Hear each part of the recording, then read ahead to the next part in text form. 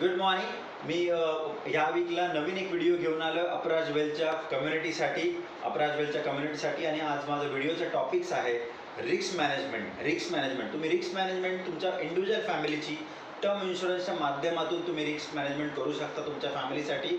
आता हे term insurance कसं रोल प्ले करतं मी तुम्हाला एक एक्झाम्पल घेऊन समजवतो। लेट्स एक्झाम्पल, एक फॅमिली आहे, हजबंड वाईफ आणि त्याची 3 मुलं आहेत आणि त्यांच्या कंप्लीट फॅमिलीमध्ये त्यांचा हजबंडच अशी व्यक्ती आहे जी इन्कम अर्निंग मेंबर आहे।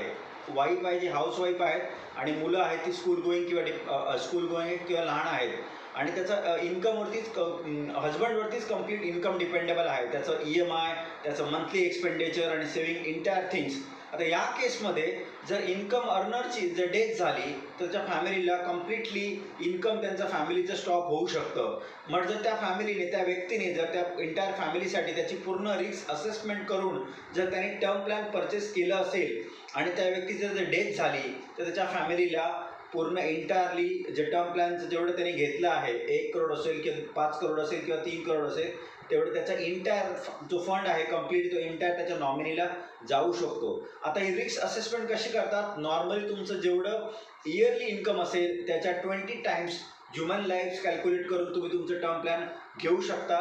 तुम्हाला जर तुमच्या फॅमिलीसाठी सेफगार्ड करायचं असेल, प्रॉपरली रिस्क मॅनेजमेंट करायचे असेल तर तुम्ही मला कॉन्टॅक्ट करू शकता। माझ्या कंपनीचं नाव आहे अपराज वेल्थ, वेबसाईट आहे www.aprajwealth.com आणि कॉन्टॅक्ट नंबर आहे 9930048059। थँक्यू।